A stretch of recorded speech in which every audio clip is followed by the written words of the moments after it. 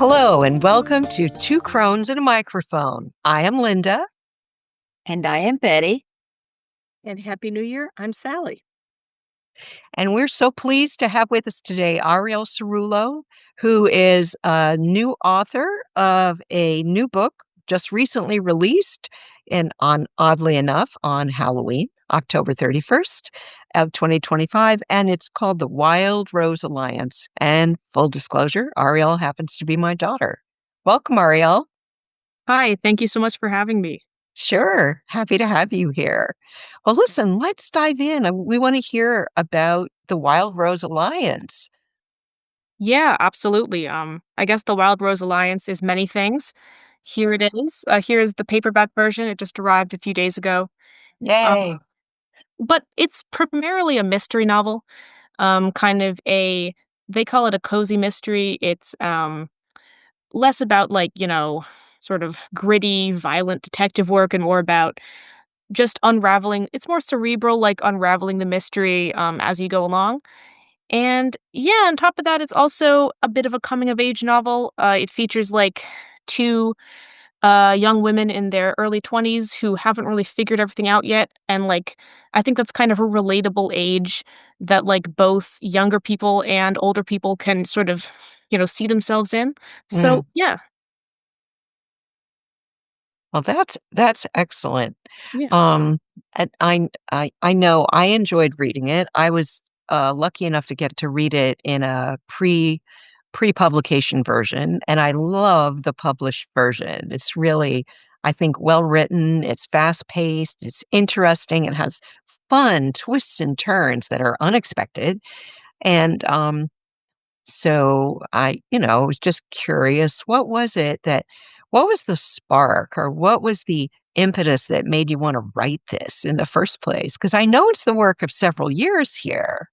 Yes, there's many things that kind of inspired it. I'd say probably the first thing was a dream that I had. Um, and basically it was just I was in this was, I don't know, over 5 years ago, I think, either right before or during the beginning of COVID, where I was in my old college housing and I just had a dream about, I guess, at first it was like 5 different main characters, all like living in a small Midwestern town. Um, and they all had their own little quirks, but like after a while I was like, you know what, 5 main characters, like 5 narrators was way too much. So I cut it down to 2, and it's basically my 2 main characters who are in Wild Rose, Minnesota for whatever reason, and they switch back and forth between their points of view throughout the novel. And besides that, also, I do have to say I was watching Fargo, the TV show, and the movie, um, a Okay. little before I think I had that dream, so that definitely influenced the location, but, also, like, I guess the adaptations of Gillian Flynn's novels kind of influenced it. She's, like, a writer. She was pretty popular, like, 5 to 10 years ago. She's a writer who usually has, like, female main characters. Usually they have sort of a, tragic backstory and are working through their trauma in a lot of these books that she, writes, and a lot of her books have been and they're also usually some type of mystery, maybe sometimes a murder mystery, sometimes not. So yeah, now my book, I wouldn't say that well, no, that's not true. One of my characters definitely has some trauma she's working through, Yeah. but it's less focused on that and more just focused on, like, how these 2 people ended up in a small town for different reasons and ended up embroiled in a mystery. So, yeah.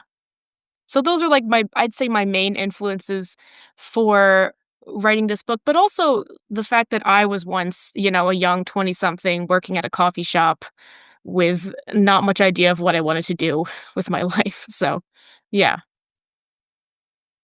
Well, I had the pleasure of reading it. I downloaded it when it came out. I put it on my Kindle, and I have to say it was a great read. I really, really enjoyed myself, to the point where I didn't put it down. My dog, Luna, came barking at me like, "Are we gonna eat? I mean, come on. Thank Are you you. getting up? Thank you. What are you Thank you. doing?" But it had these really good twists and turns in it that, where I'm sitting there going, "Oh, my goodness, what wow, never didn't expect that," you know?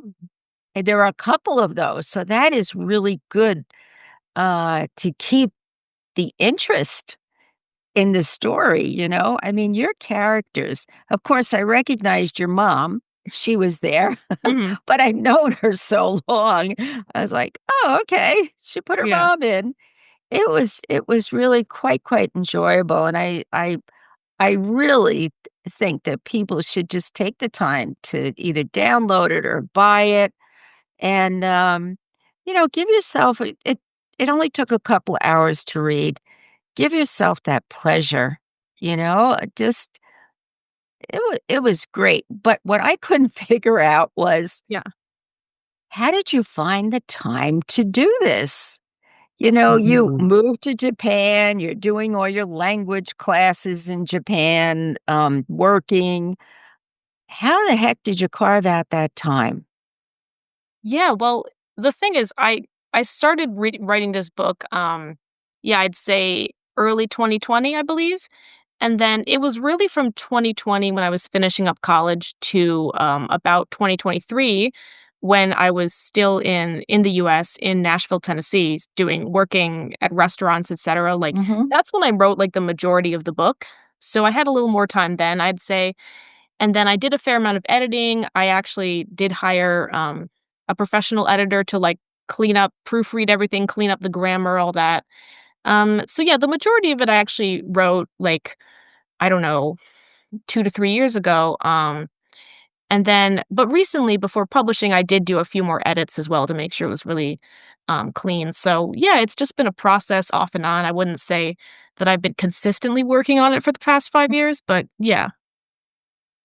Like Danielle Steele who sits down and just bangs out the book, I got it.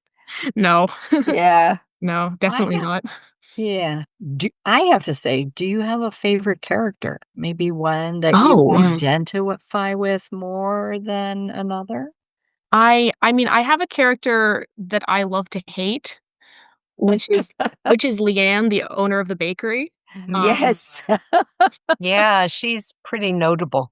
Mm. I think she was just I don't know, an interesting character to write and like someone who you could kind of put like the less favorable aspects of, let's say, people who you've worked under or just like people in your Yeah.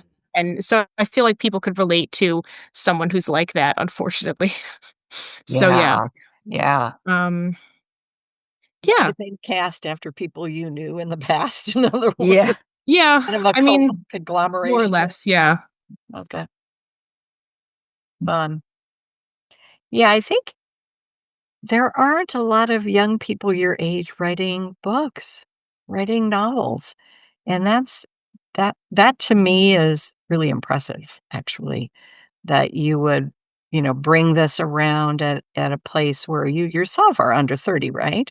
Yeah, yeah. So, writing about characters that are young and adventurous and have all these different aspects of themselves, well, you yourself are that age. I mean, I tend to think of people who I'm reading whatever it is they're writing. I mean, I read a lot of science fiction and fantasy, Mm. Mhm. but the authors are older Right, right. Yeah. usually, and Yeah.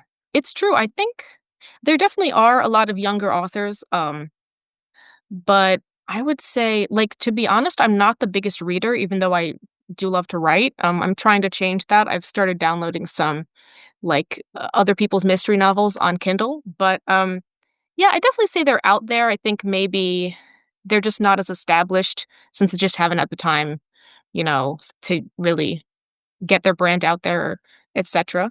Um, but yeah, I think I guess I started this novel when I was in my early 20s. So like the characters are around 21 or 22. Um and so I kind of started the novel when I was in a similar place to them, like not really having figured much out.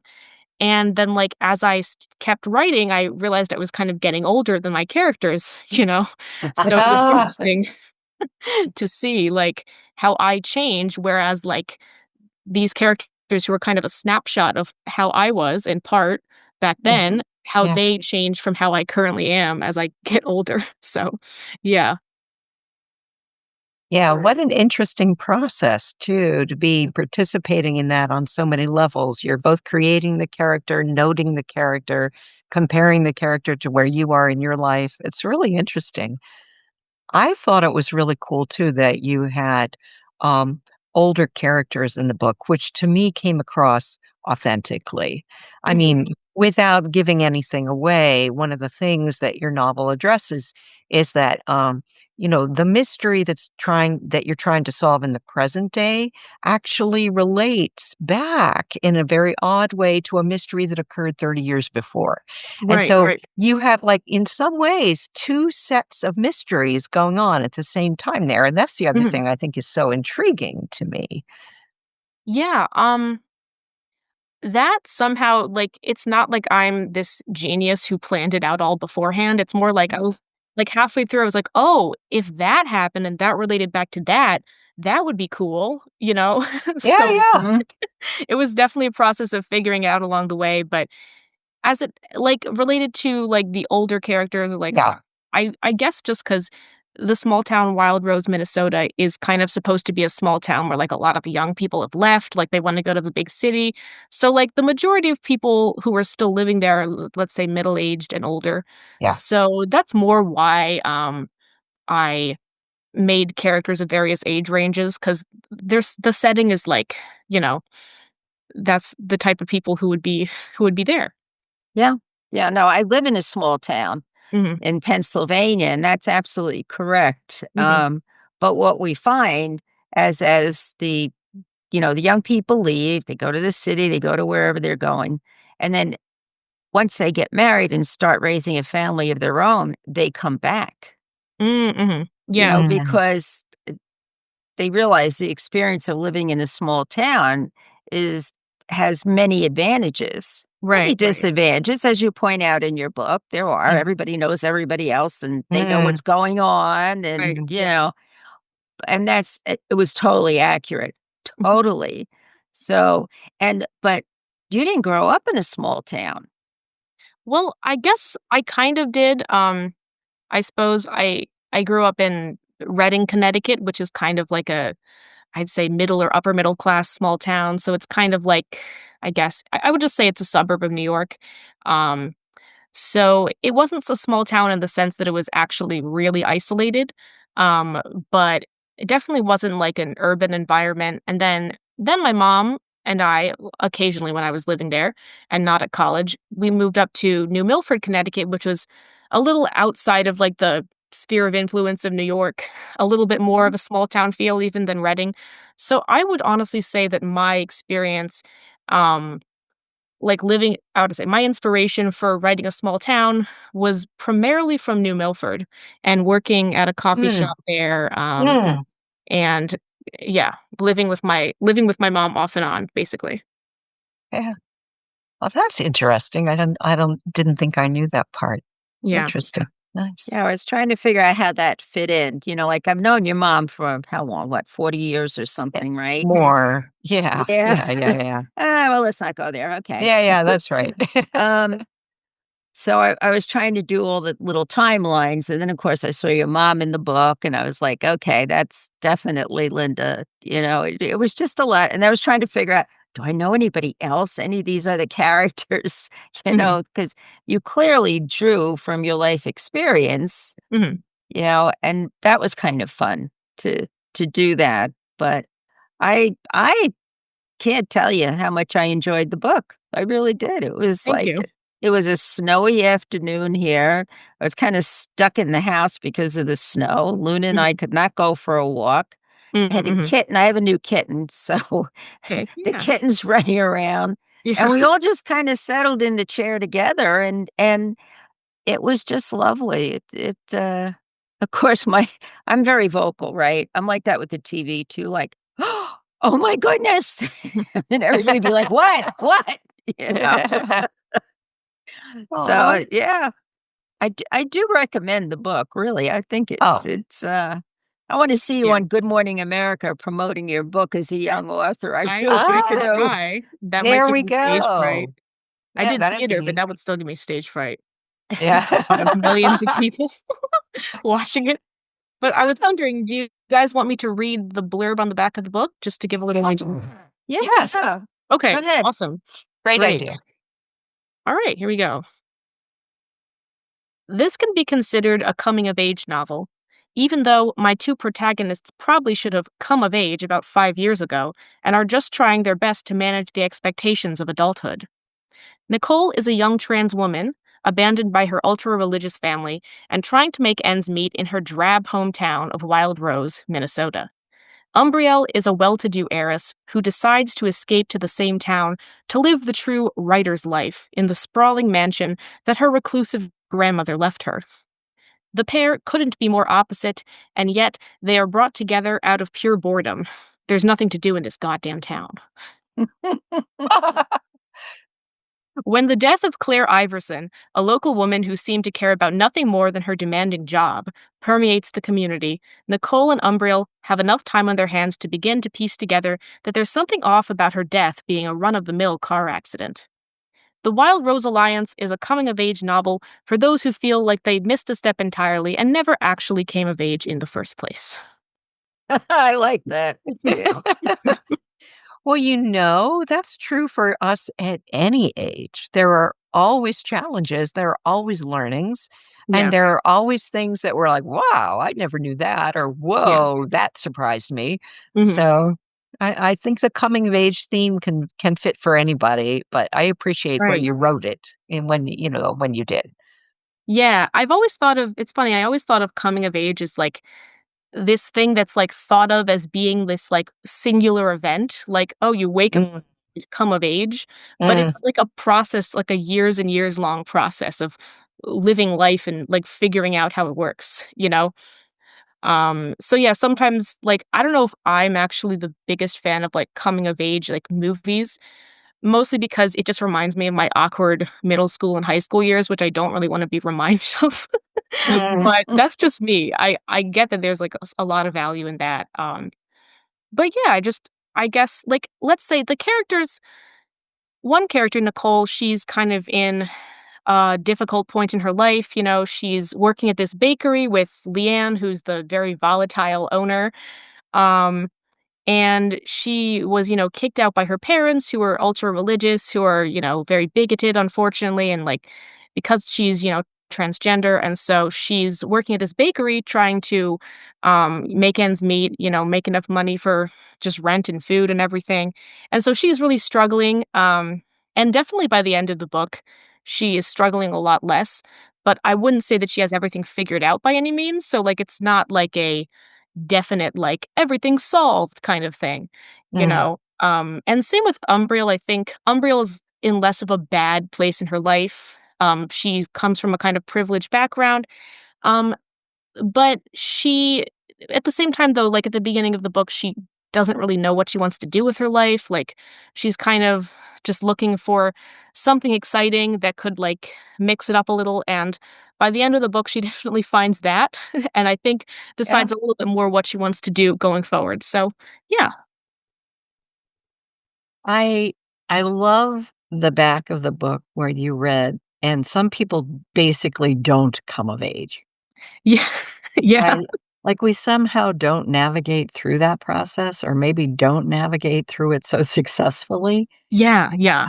I'm gonna tie it into us as Crones because Great. I think that sometimes when we don't so successfully navigate that, we get into our 60s or 70s or 80s, and we're still trying to negotiate those Yeah. things Yeah. before we cross, Yeah. Yeah. right?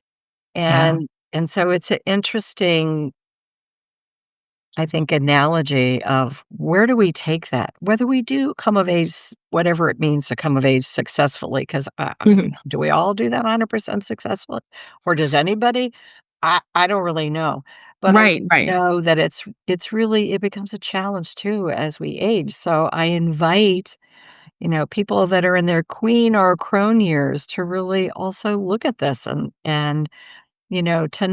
to not wait until we're really literally ready to cross, you know, Mm. to navigate some of those same issues that we did or didn't navigate successfully when we were 16 or 20 or even 35. Yeah. Oh, but I just, when you read the back of the book, I was like, oh, that's such a good point.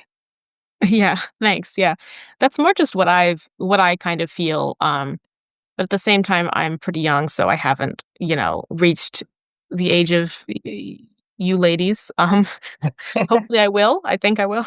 um, but yeah, we'll see what happens. And yeah, I don't know. I think sorry.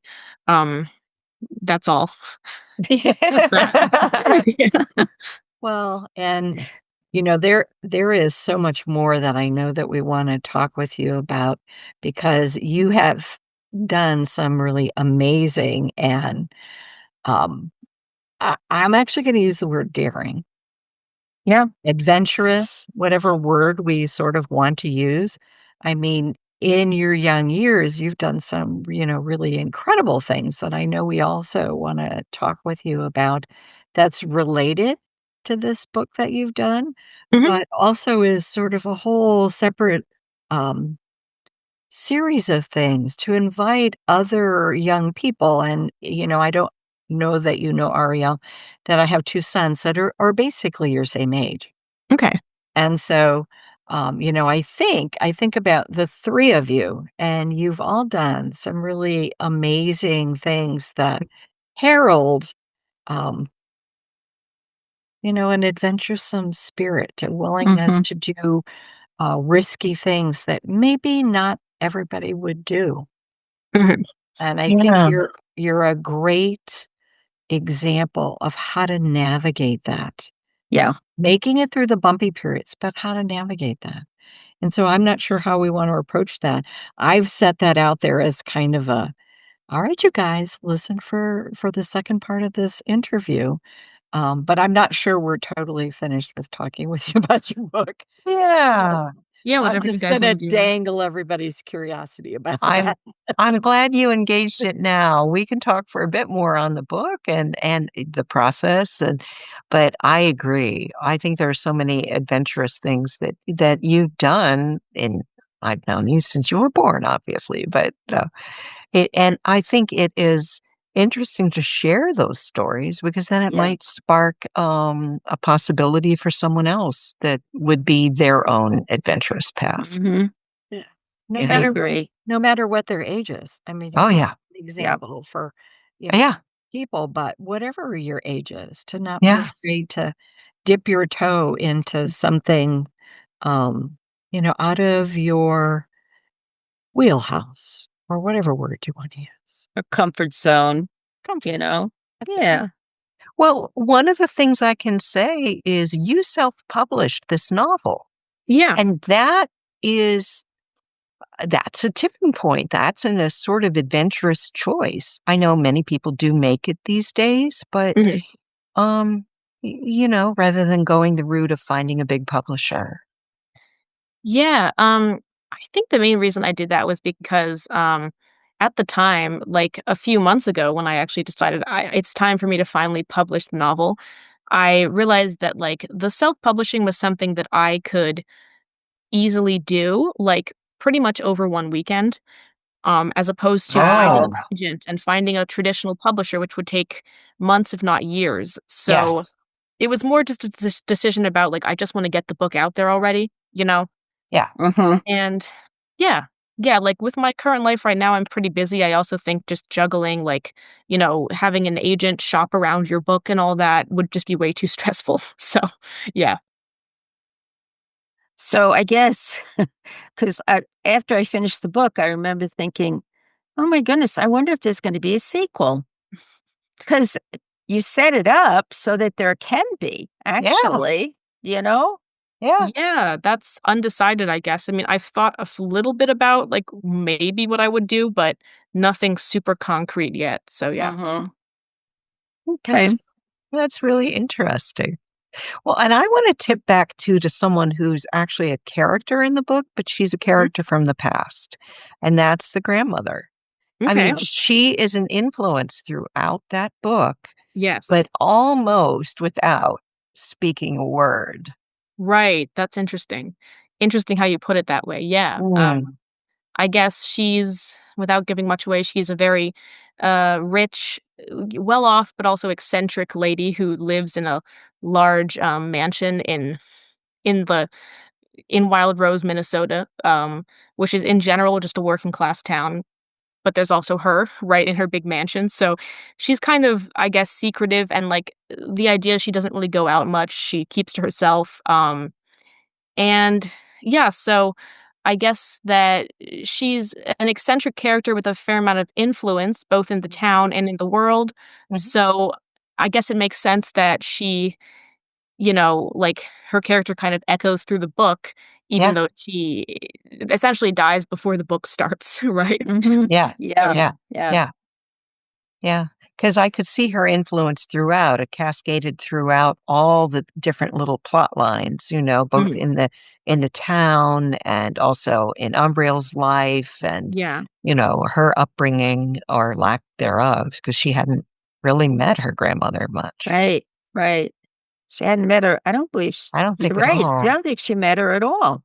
And it No. She met was, her it says she met her a few times, like, at family functions, Oh, mostly okay. oh, funerals. okay, yeah. But Okay. besides that, not much. She No, didn't we didn't know her have a very well. clear picture, that there was a connection there. There was no connection, and in fact, when she inherited the mansion, it was like, "Surprise," Yeah. Yeah, exactly. So that's to me, that was interesting. That was Mhm. Yeah. very interesting. Mhm. And, I'm a grandmother to, my their step grandkids, but it doesn't matter. I'm Yeah. their grandmother. Yeah. And, I look back and go, "Wow," what an interesting way to learn about your ancestors. Our Yeah. ancestors are Mhm. Yeah. so important, and you bring that out in the book. It really to me, it was very clear, Mhm. that, it's just an important part of our lives and helping us to navigate. And to your point, Sally, that you brought up before, there are times when I'm the oldest of all of us here. I'm still figuring things out, and I'm still changing and doing things differently, and I think when I stop doing that, that's probably when I'm ready to cross, Right, right. because Mm. that's the way life is. You just Yeah. can't stop evolving. Mhm. Right, right, exactly. And Ariel, for you to realize that at your age, that's pretty impressive to me. It really is very impressive. Yeah, I guess, I don't know. Yeah, maybe, like, in my early 20s or something, I was always kind of thinking of life as, like, there's an end game, there's, like, an end line, Mm. I guess, where once I do all these things, life will be perfect, there'll be no more problems. And of course, once I every time when I had that sort of mindset, I kind of every time I accomplished a goal, I was like, "Oh, I feel kind of empty now that I've accomplished the goal and like, well, now I feel the same." So when I started thinking about life more as a process and like, right, like you said, like as long as we're alive, we're changing, right? So it's a lot more comforting than the idea of once I do this and this and this, I'll finally be okay. That's always like living in the future, etc. So yeah. Yeah. Yeah, yeah, you're not living Well in the present put. time. Yeah, very well put. Well, Sally dropped off, and I'll look to readmit her, but we're just about at time. I want to give you the chance, though, to tell people where they can find the book. Yeah. Oh, yeah, absolutely. So you can just search the Wild Rose Alliance on Amazon.com. It's available in various countries. Um, I'm not sure how many exactly, but I'm definitely sure it's available in the US, UK, Japan, Canada, and then do a little research on your own if you're from somewhere else to see if it's available on your version of Amazon. But you can search the Wild Rose Alliance, which is the title. And if that doesn't work, sometimes it doesn't. Just search my name. It should be displayed right under my face on Zoom, Ariel Sarullo, and then it always comes up when Mhm. I do that. So, yeah. And the book is available right now on both like a Kindle ebook version, Mhm. and as a paperback version. And then if you have Kindle Unlimited, you can also get it for free. Mhm. So there's many Nice. different options. Um, yeah, so as of now, that's where it's available. I don't know. Is there a way to like post a link in the interview or something? Maybe Yeah. just okay. What what we'll do is we'll work together and make sure that those details can be sent, and we'll make sure it goes up with the, podcast itself. Sure. Okay, Yeah. great. Thank you so much. I Awesome. do have a quick question. You said Sure. it's available in Japan. Is that did they translate it in did you translate it into Japanese or is it English? Okay. Definitely. No, no. It's all in English, but yeah, like even Amazon Japan has like an English book section or foreign language section. Oh, okay. Oh, Yeah. okay. Yeah, Did not cool, know that. Yeah. Yeah. cool. Huh. Oh, that's very cool. Thank you so much. It's been a really interesting interview. Hold the book Yeah. cover up again one more Sure, time. sure, sure. Let's Yes. get a visual. Here you go. Yeah. So this is the paperback version. Um, and then the Kindle version has a different cover. It was because I had sort of some issues transferring that cover onto an actual physical book. This is the back. Uh-huh. Oh, So nice they have picture. different covers, but that's okay. Yeah, there you go. Excellent. So you created the cover of the book also. I did, yeah. I didn't take the picture, but I created the font, or not created, but I chose the font color, Mhm. how everything's laid out. Um, yeah, I guess Kindle actually has its own way to create a book cover. Um, Mhm. and yeah, so I did it through that. It's a pretty simple software. Like a lot of authors create their book cover through this thing called Canva, which I'm not familiar Yeah. with. So I Mhm. was like, I really don't feel like learning a whole new technology right now. And so I just made something that was simple that I think looks good enough, but didn't take days and days of work. So yeah. Yeah. Okay, excellent. Well, you know what?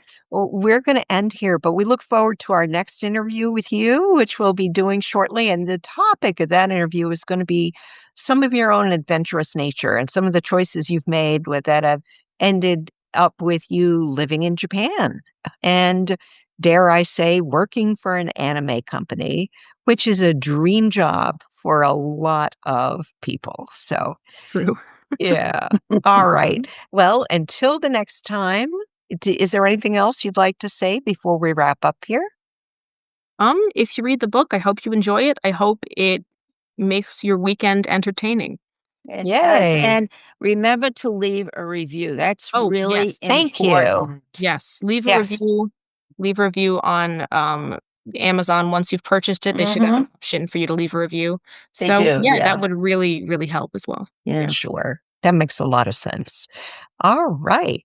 All right. We're going to just end this by saying, as usual, go find your glimmer.